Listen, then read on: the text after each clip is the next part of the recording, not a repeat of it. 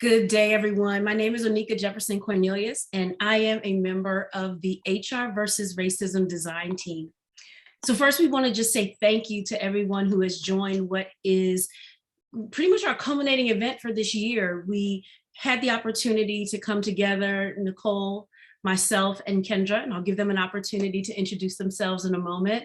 We had the opportunity to come together and to talk about where we saw opportunities to grow, to heal, and to share capability and openness and have really open, frank, and honest and healing conversations about racism.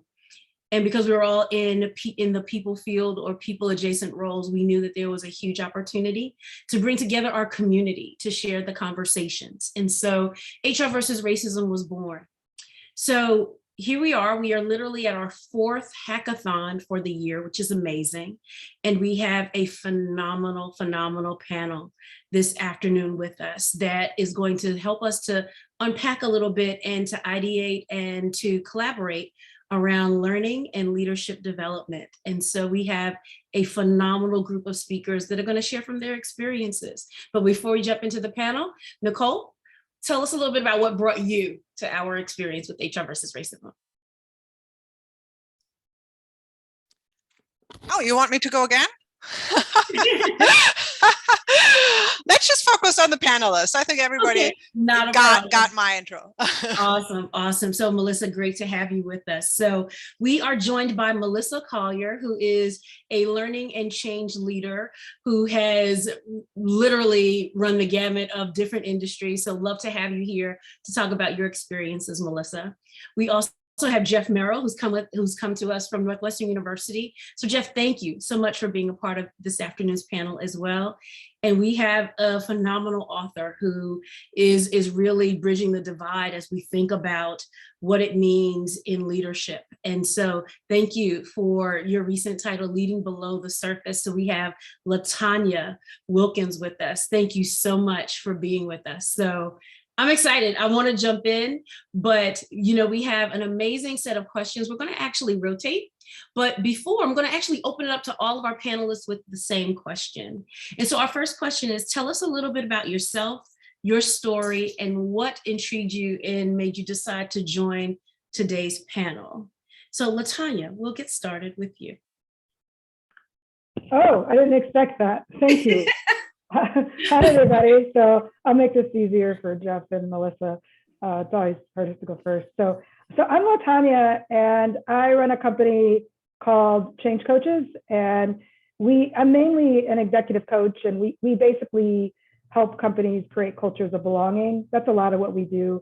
I also do a lot of facilitation and keynote speaking.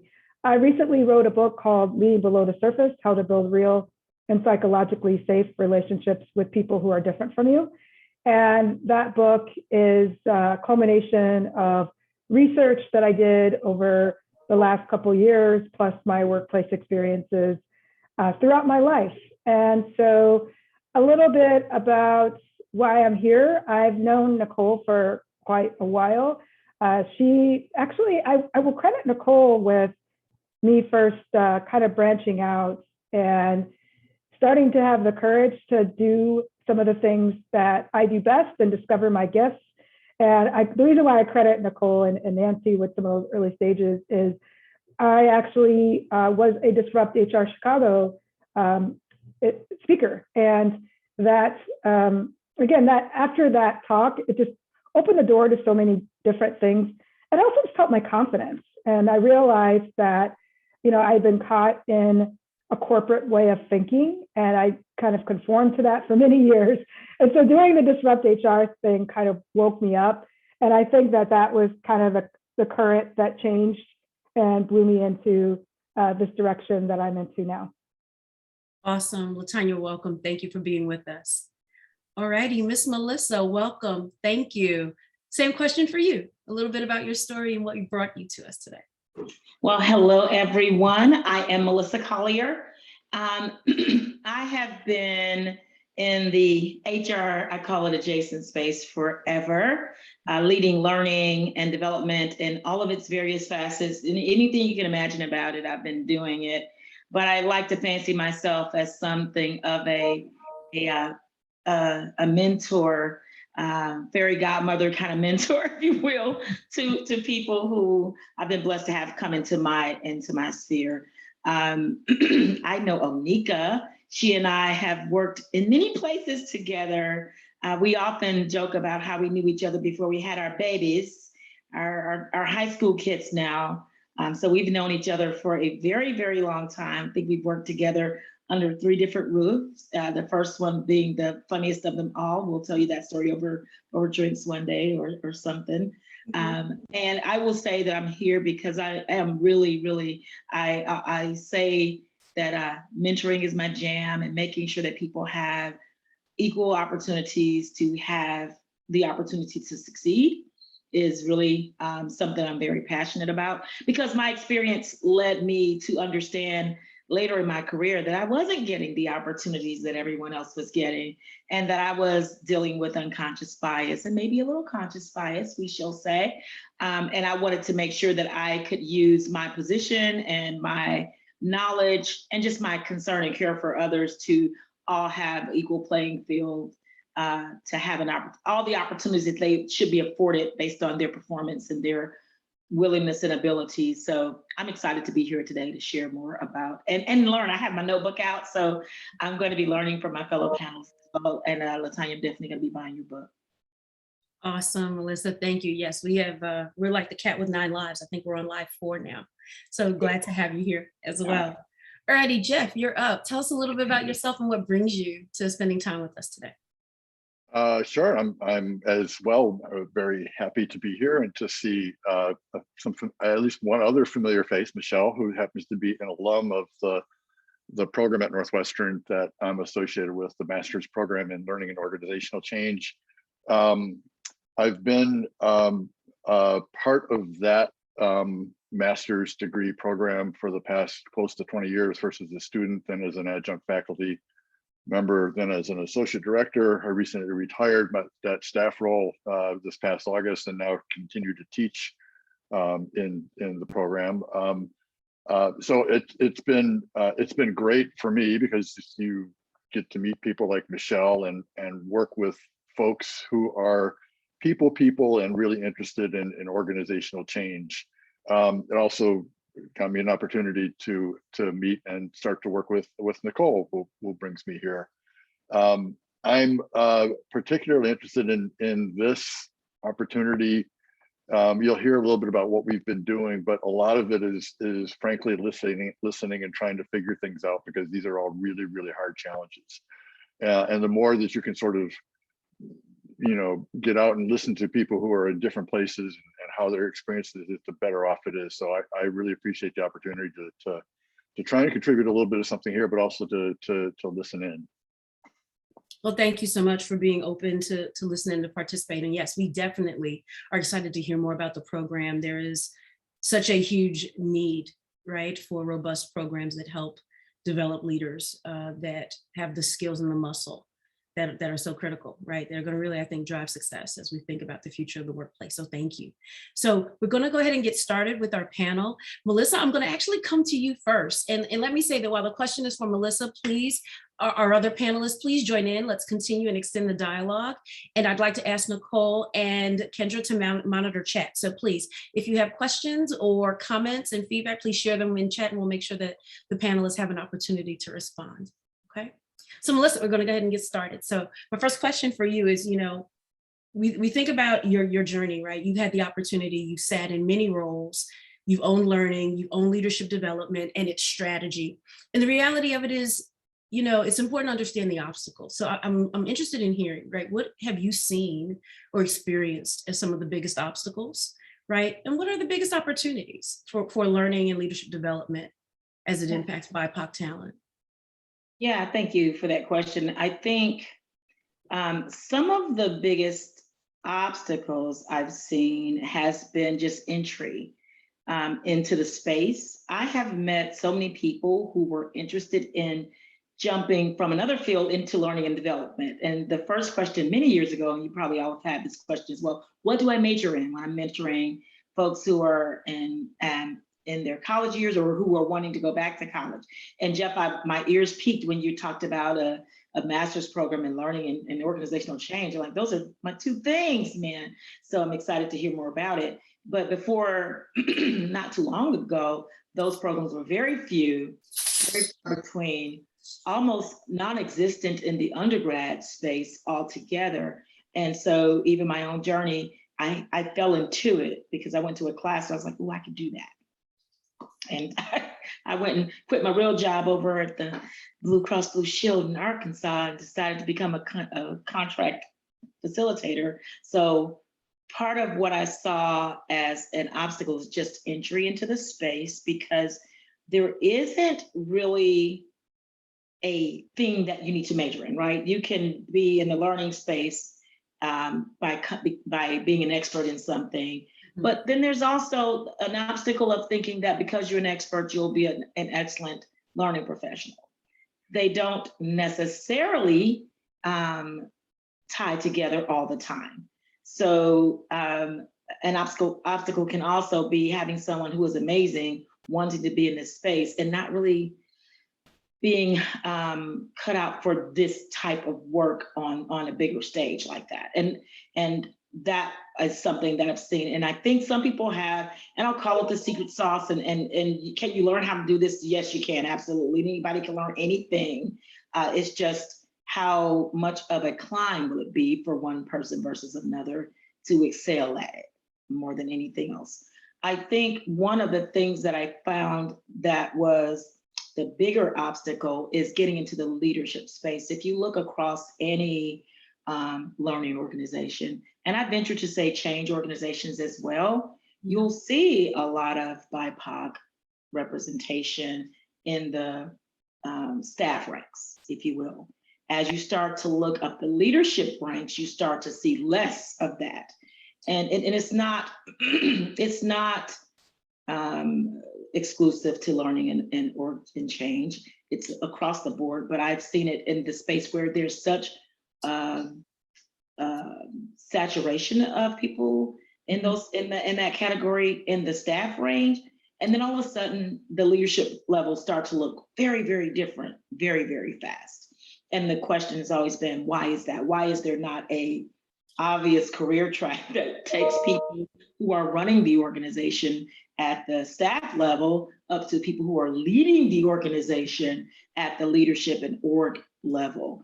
And I in my experience in a previous role, I got to experience it firsthand to see where that challenge was.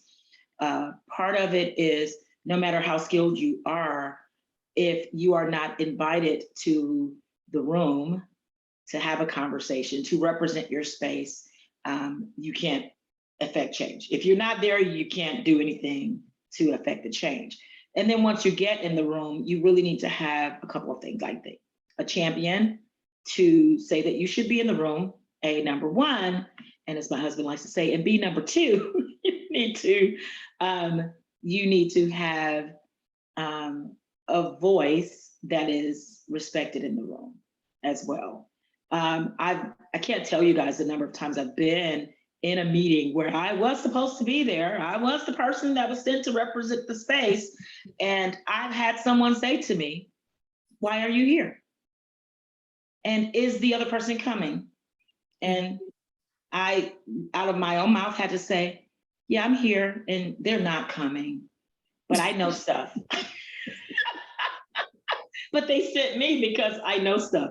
And I'm bold enough to say that in the room with people. I say it's because I'm from Detroit and I'm also from the country, Southern charm. I think, Onika, you called it something. Not country hood. It was something like that, though. That sounds like it's about it. We don't have to sugarcoat it. That was about it. That was yeah. But my thing is, I'm not shy, so I'm good there. I'm respectful, but I'm also confident in what I knew when I sat in the room. Yeah. But it was enough. I had someone else tell me, well, hey, Melissa, I can't believe you got promoted into that role. I'm like, I didn't get promoted. I applied for that role with stiff competition and I earned that role. And those are words I had to say to a colleague. And it was just insane to me that I was having that conversation sitting in a meeting room and they were saying with their words, you I can't believe you're in that job. And I can't believe she gave you that job. No, she did not give me that job. And it's one of those things, so you'll appreciate this. I do have a master's degree in education and adult learning. I do know stuff, like for real. I've been in this space for 20 plus years, so I actually do know something, but I never tell people that. I don't lead with that. But that was the first day, and I think I probably talked to Onika after that conversation with this person. I was like, this person made me say these things. They made me say, I actually have 20 plus years. I have to run my resume down to a colleague. And I felt like in the moment, it was the most insane conversation I ever had in my career, because they felt someone had given me a job and I was insulted. But I had to go down this whole, I've been in this space for 20 years. I've done X, Y, Z. I have a master's in education. Oh, you have a master's in education? Yes, in adult learning. Oh, you're leading the learning organization. Imagine that. Like, it was insane, but it was a conversation I don't think other people who are not in this BIPOC space would have to have. You're spot on. You know, you sit in, and we've talked about this, right, ad nauseum between ourselves, that it's one thing to be the leader of an organization, building and looking for the talent, you know, as what do we say? We know where the unicorns live, right?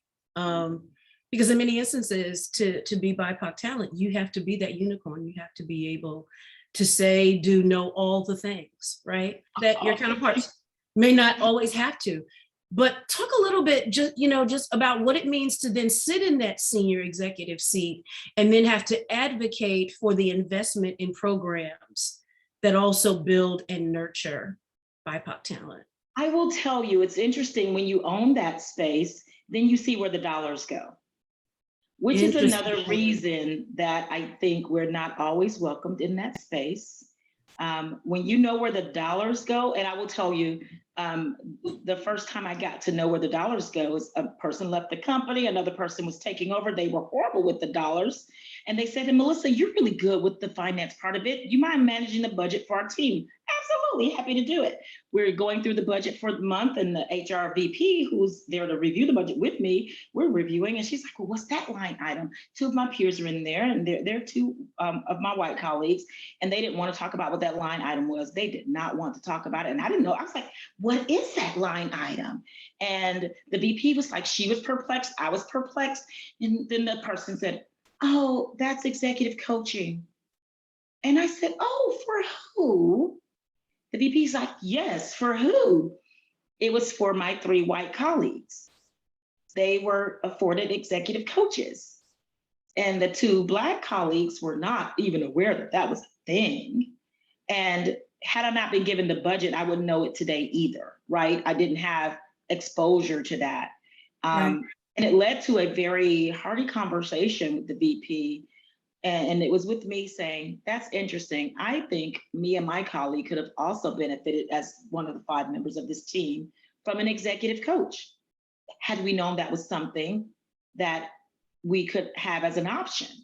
And the person who had done it had left, which is why I was doing the budget at that point. Yeah. And she agreed, and she did in kind give us the same development dollars that had been afforded to those folks. But it's back to knowing stuff, because Onika, to your point, you have to be, you have to know all the things. You have to, why do I need to know, why do I have to be savvy at not only L&D and leadership development, and budgeting, but I happen to be the girl that knew budgeting because I had an accounting background. So it's like, you can do it, Melissa. I'm like, I'm happy to do it. Got it. But then I exposed that there was things that were happening that weren't fair. Yeah. And it didn't feel like when they did it, they didn't feel like they were being unfair. They did not. I don't think there was a conscious decision. I want to say that, but then conscious or not, it was a decision that at the point that my peers knew they were getting something that we didn't have, they also did not raise a flag and say, hey, what about the other 2 team members? Should we not open this up? That is really powerful. You know, that led into one of my other questions, right? As you think about this and you sort of armchair quarterback this career journey, it's like, what are those resources and tools that you didn't have that you wish you'd had, right? And so we think about executive coaching. LaTonya, would love your perspective as well, right? Just having sat in that space both as someone who may have wanted, needed, or desired an executive coach, and now sitting in that seat as a coach. Would love your perspective as well around, you know, what are the tools, what other opportunities exist should we be thinking about, and really be bringing to the table intentionally and vocally for BIPOC. I'll give my short answer, because I love to hear LaTonya as well. My short answer is what is needed is a sponsor, period. Sponsorship. Okay. Sponsorship is needed. I did not know in the early stages of my leadership career, I had been in training forever. I had not been a leader yet. I hadn't led a team of people yet in that corporate setting. Had I had a sponsor that could speak for me, and a sponsor that could at least tell me what questions to ask, or a coach that could say, hey, Melissa, have you asked for XYZ? I did not know. And I didn't come from a family that would have known to tell me to do that. I didn't know. So I think sponsorship, mentorship is hugely important, and it leads to other things that will help you have success. That's powerful, Melissa. It leads me to thinking, you know, stream of thought, LaTonya, a little bit about how you talk about leaders that go and stay below the surface, right? And think to ask the questions that are meaningful for the people that they lead. Would love your perspective here as well. Yeah, so I agree with Melissa. I think sponsorship, so there's three things I would talk about. Sponsorship, coaching, I'll talk a little bit about what that coaching looks like, in coaching individually and for teams as an option. And so with sponsorship, I strongly agree with Melissa. I think the issue with sponsorship, well, first of all, let me first tell you that women of color are over-mentored, so please don't get us a mentor. We don't need any mentors. We're done with that. Do not get us mentors. Sponsors are something that people are thinking more about getting, but the issue is that these also need to be somewhat organic.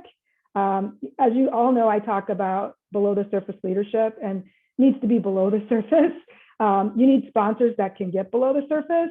Otherwise, you're going to be sitting there and it's going to be really awkward, and it's just going to be a microcosm of everything else that you've experienced in the workplace.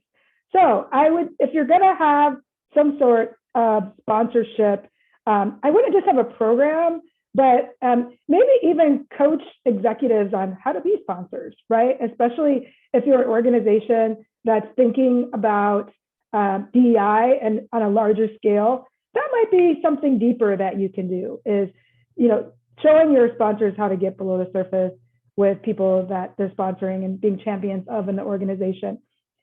One example for me, I was always over-mentored.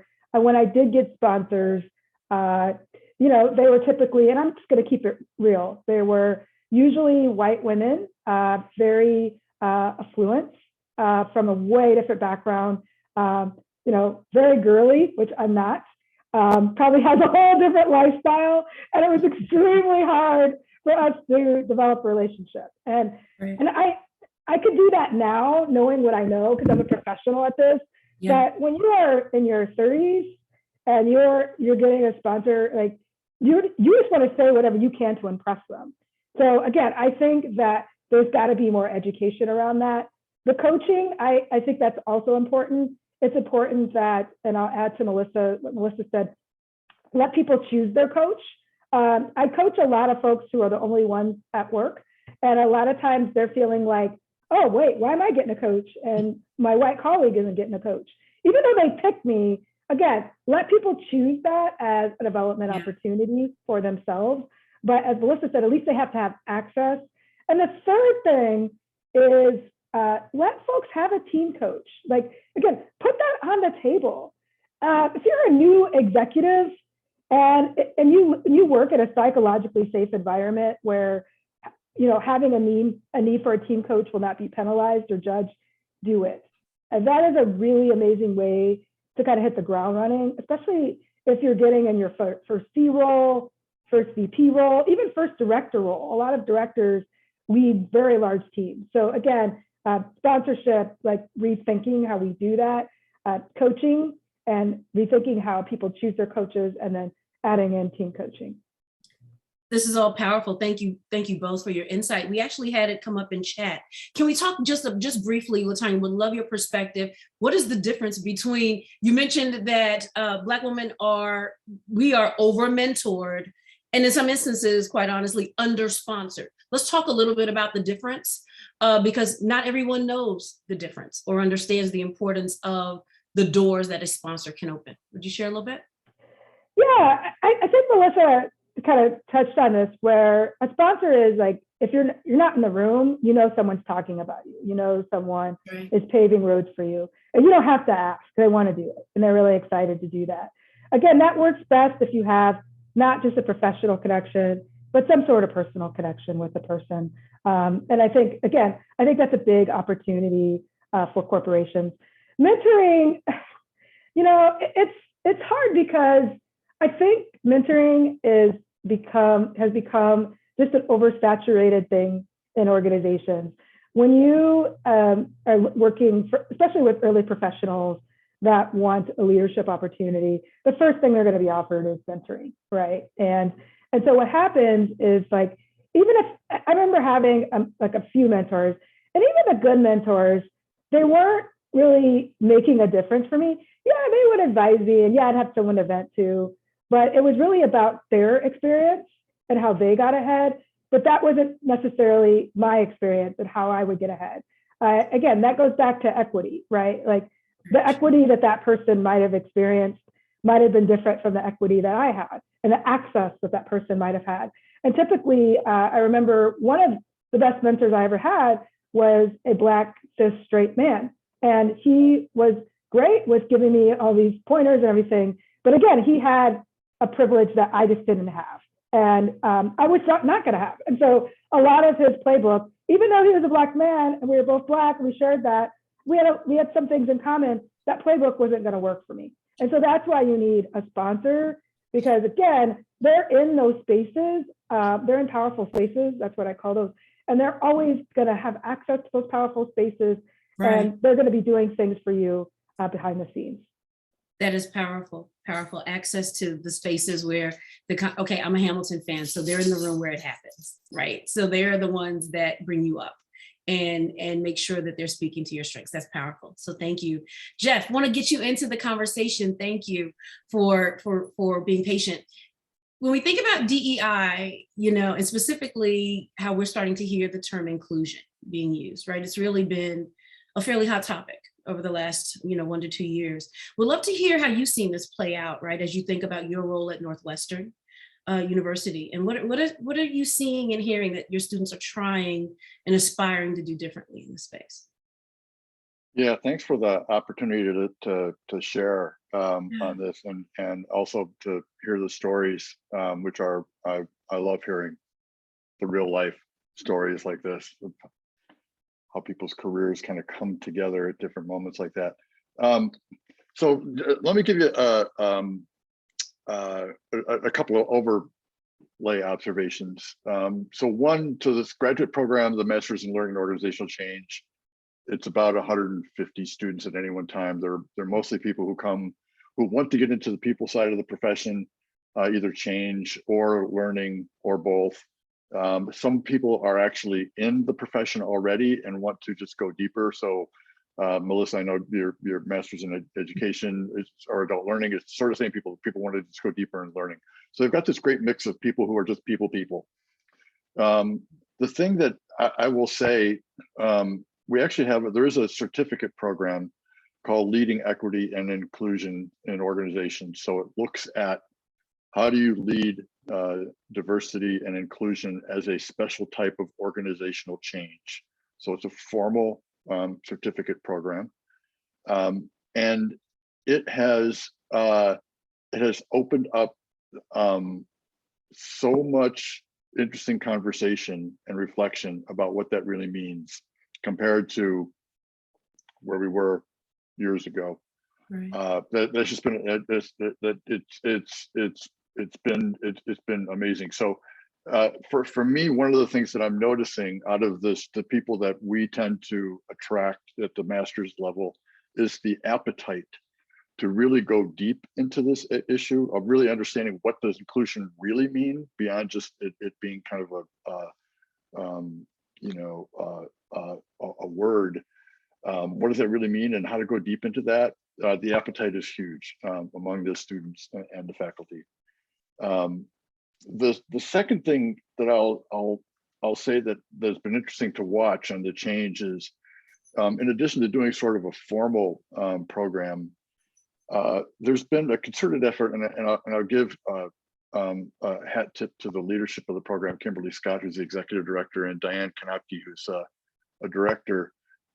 Every single course that we teach, every single thing that we do now has a little bit of, look, how are you dealing with equity and inclusion?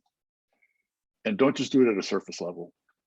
Really get underneath it. How are you, whose voices come out in the readings that you have? How do you teach in a different way? And I mean, if you look at pedagogy and how do you teach, what are the nature of inclusive pedagogy? There's actually a faculty meeting coming up next week where one of our other faculty who's from Northwestern is coming in to share things that they've learned about inclusive teaching.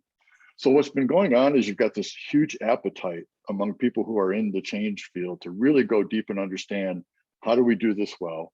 How do we deal with our own identities? And what does that mean for, as we're trying to make this change?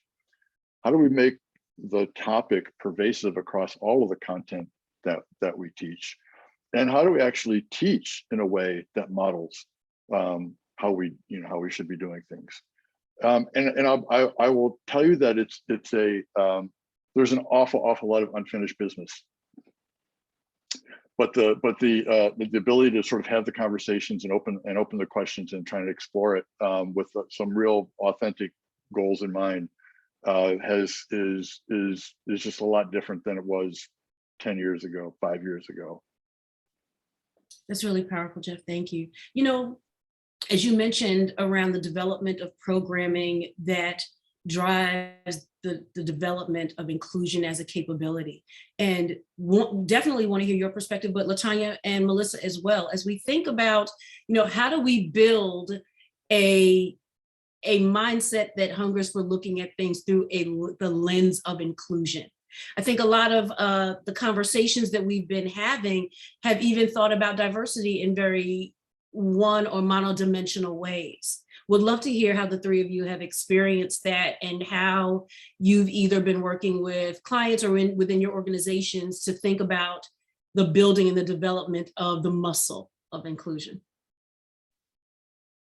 I'll start. I will tell you, for me, it is, I call it like breathing. So for me, it's like breathing because I'm a Black lady who has led organizations, continue to lead organizations. Now I lead my space at Georgia Pacific as well. One of the things I've required is just when I'm hiring, and I'm going to be doing this again in the next couple of months in my new role that I have, which is staffing my team, is just, hate to have to say it, but I do say it every time when I'm hiring, is to present a diverse slate of candidates. Like, especially because often I'll get like recruiters they're headquartered in Wichita, Kansas, and which is where Coke's headquarters are, Coke Industries headquarters are. And Wichita, Kansas is not known for its diversity in any nature, facet at all. So when I'm talking to a younger recruiter or an early career recruiter, I do often ask for a diverse slate of candidates. I think that's one thing. I think the second thing is, I also think that part of the way that we can help bring some equity in spaces is, I heard someone call it this many years ago, and it's so true, the frozen middle. People who have been in their careers for a long time, they haven't progressed, they want to progress, but they don't know how.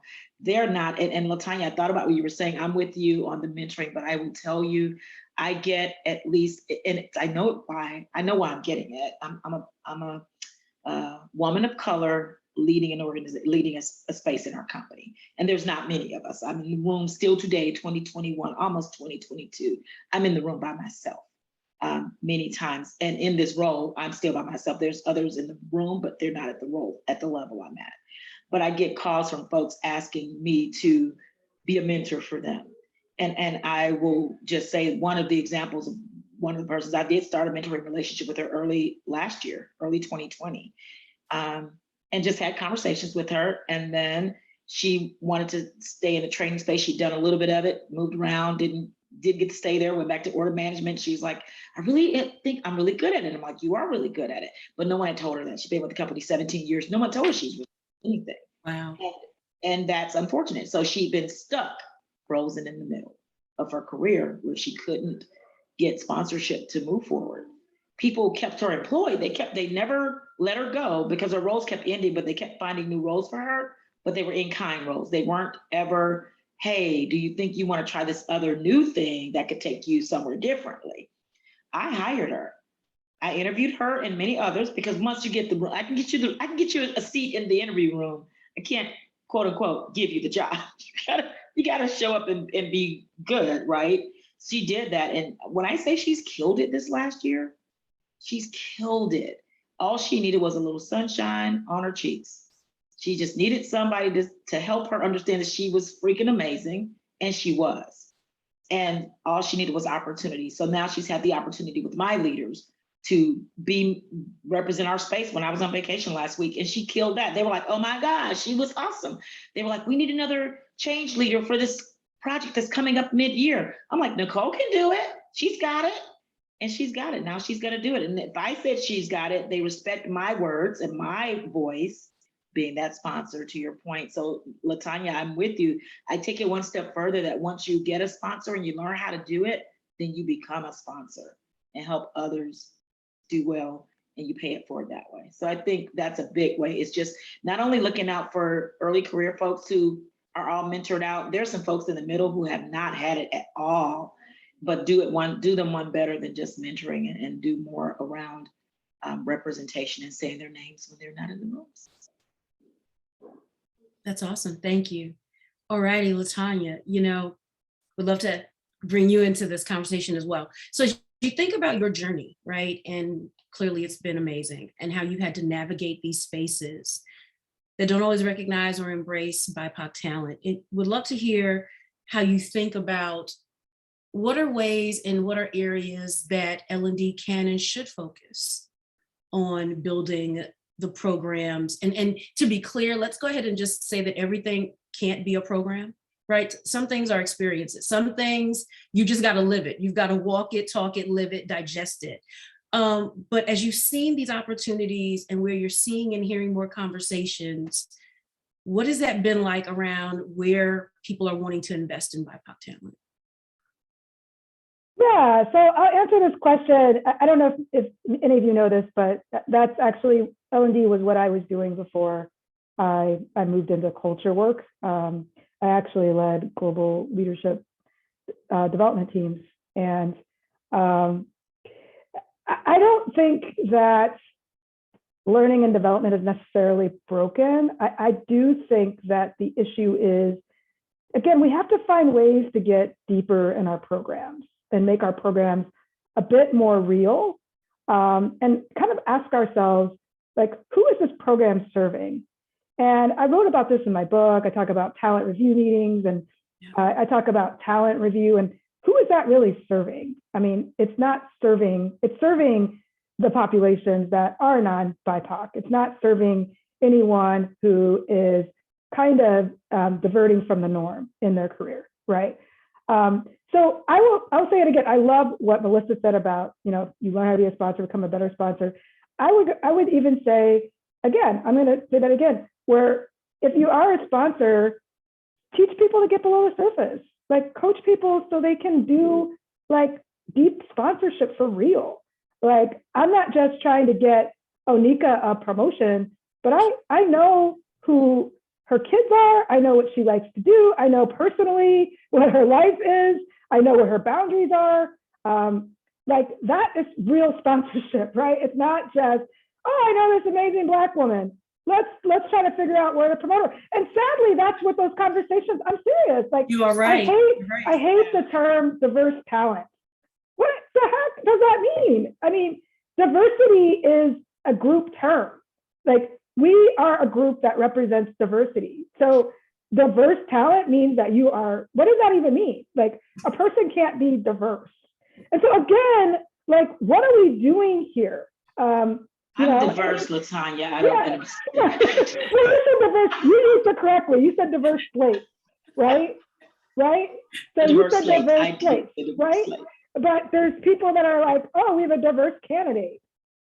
Yeah. And again, I think that's what causes so many problems in organizations. Like if me and Jeff were like applying for the same job and they said, well, LaTonya's the diverse candidate. Wait, I'm sure Jeff has some experiences. I mean, come on, like, this is not the way to talk about this. And people wonder why, and I'm not picking on you, Jeff, but people that look like Jeff may resist. I mean, would you not? If someone was like, oh, well, this person, and I don't want someone talking about me like that. I want someone talking about me for my strengths, And yeah, I do think, to me, I don't think that you could separate diversity of thought with, race or, sexual orientation or background. I think all that comes together. So it's this thing where it's like, it's binary of like, oh, either you have diversity of thought or you have visible diversity, and that's not even true. So anyways, I know I'm going off here on another tangent, but when I think with L&D programs, again, just getting deeper and thinking about who these programs are serving. I love what Melissa also said about mentoring. Again, like that, she's obviously an amazing mentor. And I think it's like looking at like who auditing these programs, who is it serving? When you're doing training, right? If you're doing like, like large scale training in a large organization, try to follow that up. Like if you can't do individual coaching, group coaching, right?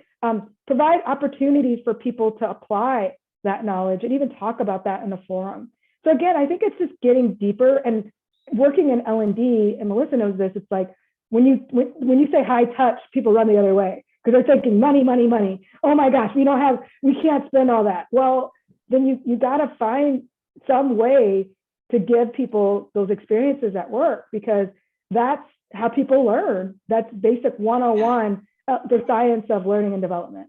So hopefully that answers the question. Yeah, that's really rich. One of the things, having sat in this space for a while, and I think you were alluding to this as well, Melissa, and I saw it recently in a CLO article, in that the reality of it is that L&D itself needs to start to think about how inclusive it is as a function, right? Because the reality of it is when you have a more inclusive, a more diverse slate of not just capabilities, but talents and people of different cultures, ethnicities, and the like, they bring that to the work that they do every day.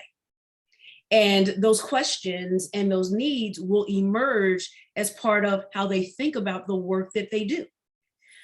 You will have, when you have a more diverse cadre or workforce, they will ask good ones, right? In good environments, will ask the questions about the audience. They will ask about, who are we designing for, right? What are the outcomes? What are the language? What is the language that we're using? Are we thinking of how we accommodate learners in different ways because of neurodiversity? So there are all of these things that come into it that I think we still have room to continue to grow and refine as we think about L&D holistically. I want to add to that. I think, LaTonya, you piqued my thoughts here around L&D is not broken, to your point. Like L&D, if it's used appropriately, works. But I think if you look at any corporate L&D's budget and you talk about those high touch things, yeah, they balk at it, but they're still doing them. But look at the budget and see how much of that is going to BIPOC candidates or BIPOC employees. And I don't think this part I know because, again, I had the budget of an L&D organization. I got to see what we were doing because I was interested in knowing, not to bring shame, but to bring equity, right? To say, are the opportunities to develop, because yes, the programs are there. Two things. Does everybody know all the programs that are available to them? Thing one. Thing two, is everybody able to take advantage of all the programs that are there and available? I can tell you for certain that it's one of those scavenger hunt things. If you don't know to ask, then you don't know that it's out there. So for my team members, I've made sure that my folks were able to be certified as change practitioners. One of my team members, the one I was talking about earlier, she's like really good at project management. She keeps us straight. She loves that stuff. That's her jam, project management. I was like, well, have you thought about becoming a certified PM? She's like, can I do that? I'm like, well, you certainly can. Go do some research. Tell me what it costs. She came back. She's like, this is what it costs. I'm like, great. Hey, Melissa's boss, we're going to have her get certified as a PMP. It's going to be helpful for her. It's going to add value to the company. He's like, absolutely. My thing has been to make things a no-brainer so that when I'm going to make the request, you would look insane to say no, because I've built it in a way and I've had the work happening in a way that if you say no to it, it's just, you're just not thinking straight. So it's been working so far, and I've been doing this for a little while. So it's a methodology to it, so that it's an obvious answer when I'm saying it out loud for the first time to you. You're hearing it out loud for the first time, but you've been seeing it with your eyes and experiencing it for months before I've ever said it. So I think just making sure that the equity of dollars are flowing along the lines of what your actual team looks like is critical. It's a powerful statement. So as we think about it, I'd love to get each of your opinions on this next question. Thank you so much for all of the insights shared so far. If you could wave your magic wand, how would you rebuild L&D to optimize it for equity? Jeff, we'll start with you. I'm going to maybe suggest what I think is a very small practice, but to me, it's and this has emerged really over the last couple of years, where there's been a lot more attention paid to just talking to people. And what I'm hearing a lot here from both LaTonya and Melissa is really sort of understanding people, who people are on multiple levels, their relationships, where their goals are, where they come from, where their careers are. It's a conversation about talking about their story, what their hopes and dreams are, what their relationships are. It's more than and Nicole knows this a little bit too. We do some design work, and you go out and interview people. Interviewing is okay. It's not talking to people necessarily. You're trying to get something from them. I think L&D actually all and I'm going to say this because this is kind of what we need to do at Northwestern. We need to just go have many more conversations with people. We need to go out explicitly and talk to people and understand who they are, where they come from, and what their hopes and dreams are. Because every time we do that, we learn some things that change the way that we see things and how we go do things. Because it isn't the program, it's how these programs affect the people that you're trying to affect, and the people that you're trying to affect may not be the people that you think they are, right? And you don't discover who they are until you really start talking to them. So for me, the practice of going out and really just talking to people and understanding their lives is it's one thing I would recommend everybody do more of. Thank you, Jeff. Yeah, I love what Jeff said, and I think I agree, and I think that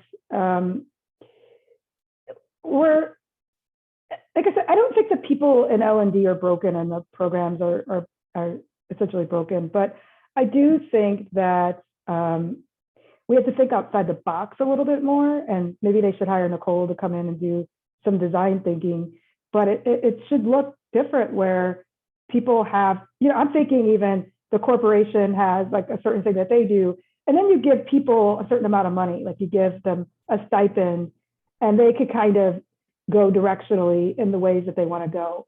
I've done a lot of work with the Geese College of Business at the University of Illinois, and it was really fascinating because one of the things we talked about is that we were just talking about the industry and how business education is changing. And I saw that there's a couple of consulting firms that basically develop their own MBA programs in-house, right? And so they're thinking about this entirely differently.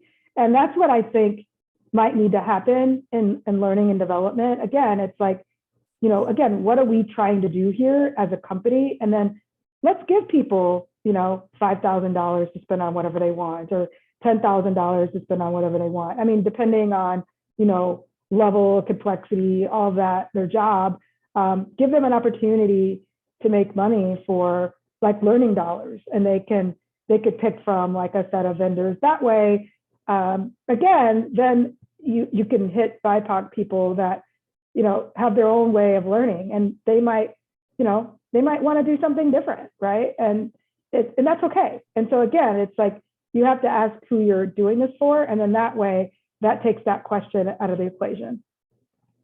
That's powerful, powerful. Give people the opportunity to learn the way and what they need to based upon where they are. Thank you. Melissa? Yeah, I'll build on that, LaTonya. I think two things I wanted to say. You were talking earlier, LaTonya, about sponsorship is not like, it's not an interaction with a stranger. It's not a stranger exchange. It's really, I wrote down sponsorship equals relationship, right? So you have to know the person, because you have to have confidence that a sponsor's putting their skin in the game too, right? They're putting their brand on the line, their name on the line to say, hey, you should look at this person and consider this person, and I'm vouching for them. So it is a heavier lift. I think, Matt, you were talking in the chat about, you know, people are more comfortable asking for a mentor than a sponsor. I agree with you. People are more comfortable asking for a mentor. I think in the BIPOC space, I think we're not that comfortable yet asking for it.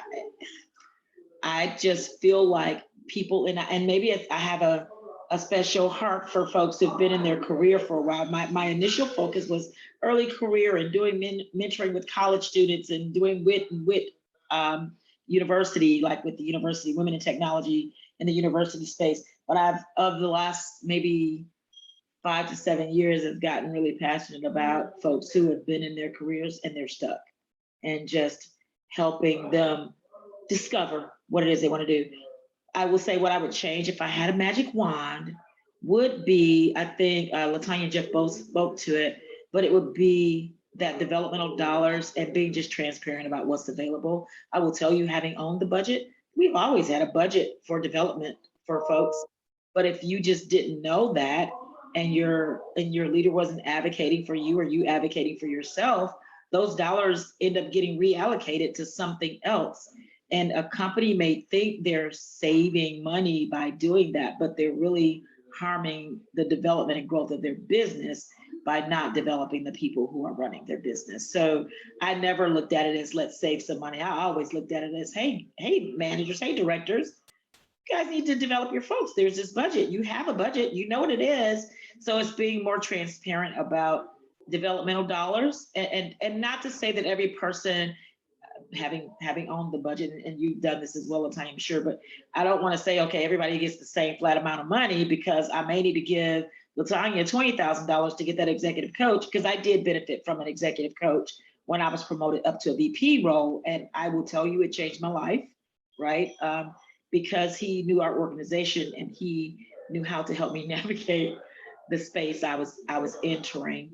But I do think that there should be development dollars that are transparently available, and people know that they should have an expectation that they're going to develop themselves, because you don't want a team of folks that are just stagnant and they're not doing anything to build themselves up, because then you're going to end up with people who are either underwhelmed with their roles, or they're underwhelming your company because they're not developing themselves and giving the best that they could give to help you innovate and all the things that you get when people are growing and developing themselves as well.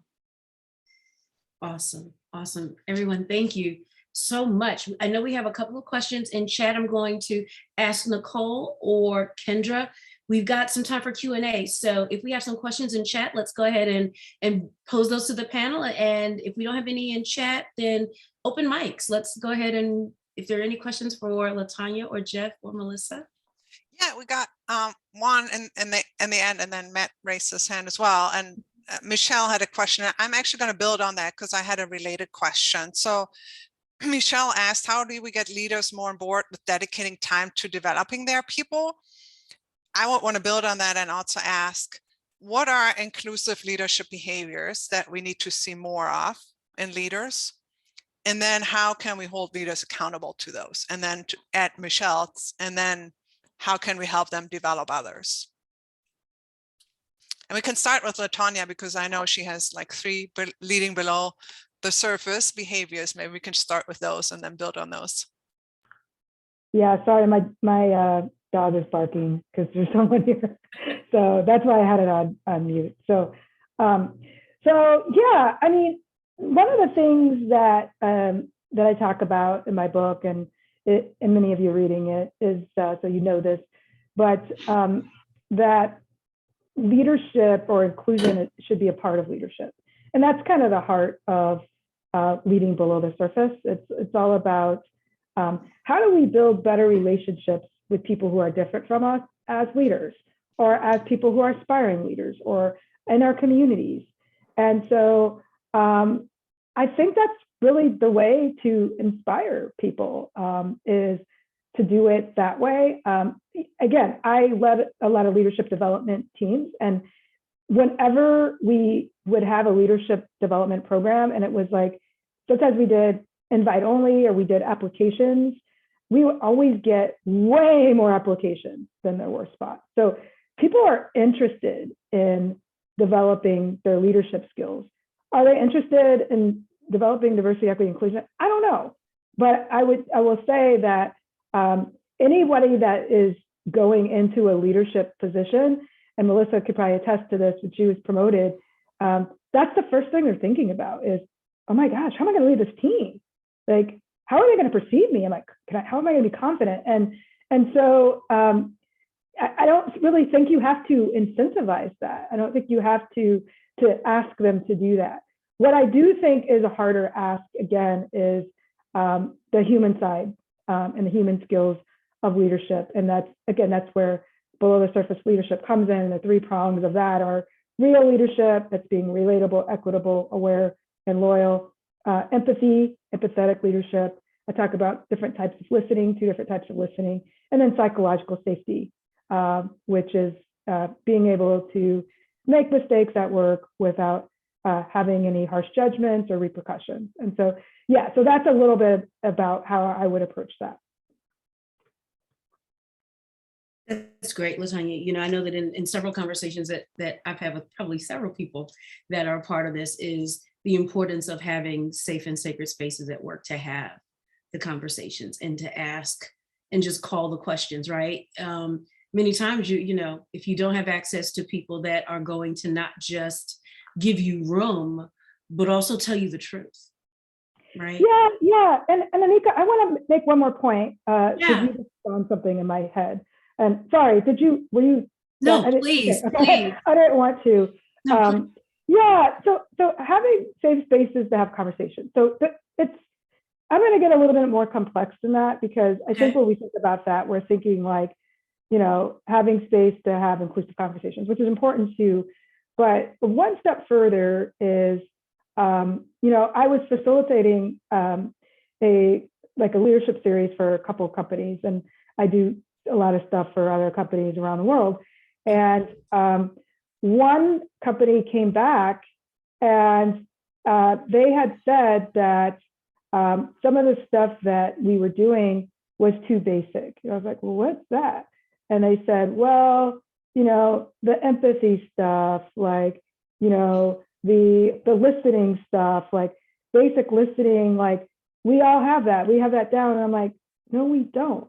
And so when we're talking about safe conversations, it's that too, because I think the reason why these people said this is because they expected that was elementary, right? And so when they were walking in, they're like, this is elementary. Like, no, we got to get to the strategic leadership. We got to get to like that bigger stuff. Like, this is the stuff that, you know, that's for my team. And so that's another area where psychological safety is extremely important, is when, and I honestly, as an executive coach, I see this at the executive level, the lack of it, because it was taboo to even talk about that, or to even consider that you may not be a good listener. And then you get all the way to that level and you're like, your L&D folks are like, that's too basic. No, it's not. And so that's another area of opportunity for safe conversations, especially around growth. Thank you, LaTonya. That was a great ad. Great ad. Melissa or Jeff, anything else to add? Do we have any other questions, Nicole, in chat? Well, Matt was raising his hand. Awesome, Matt, open your mic. First, LaTonya, that was phenomenal. That you just hit on, you put words to something that's been on my mind a lot lately. And I just want to acknowledge that and just say to the panel in general, this is a phenomenal panel.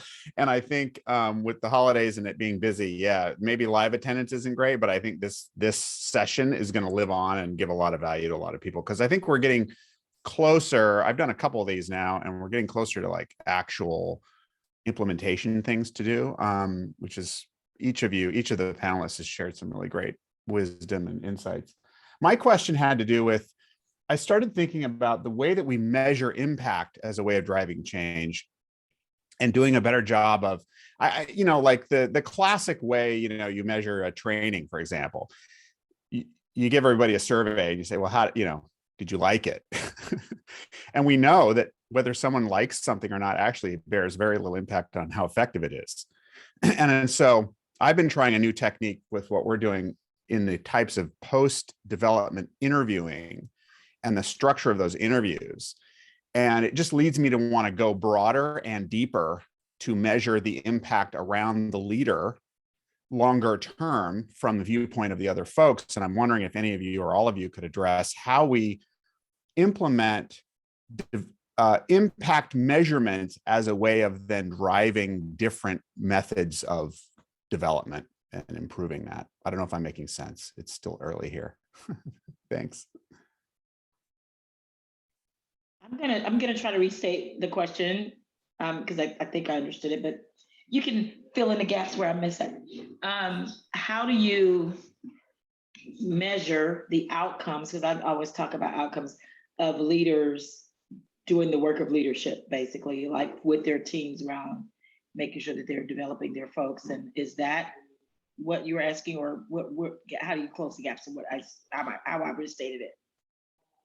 Look, my perception is that most organizations don't do a good enough job measuring outcomes. And one of the ways to not change something is to not measure the outcomes well and to rely on these kind of basic, I mean, what LaTonya said about the assumption around, oh, listening, we've got that down. I mean, that I run into that all the time. Right. Well, I'm a senior executive. I don't need that. And it's like, oh my God, that's the only thing you need right now. I mean, Jeff talked about go out and have conversations with people. Like that seems so simple and everyone thinks they can do it. The hugest gaps are people don't know how to go out and ask someone how they're doing. They don't know how to do it. It's one way power shower. They're not listening. Yeah. So it's anyway, funny you say that. So when we change the way we measure the outcome, then that will drive the way we approach it from the beginning, because now we're going to actually maybe see. And I'm wondering what ideas you all have from your amazing experience in terms of how we change the way we measure it to start changing the way people view it from the outset.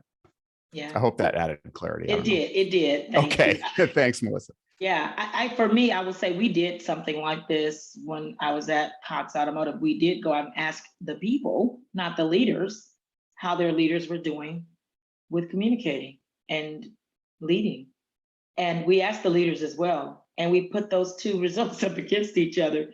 And to your point, the team members said, it was a huge gap. The team members said, I don't get I'm not having meaningful conversations. It was all around changing our system of performance reviews.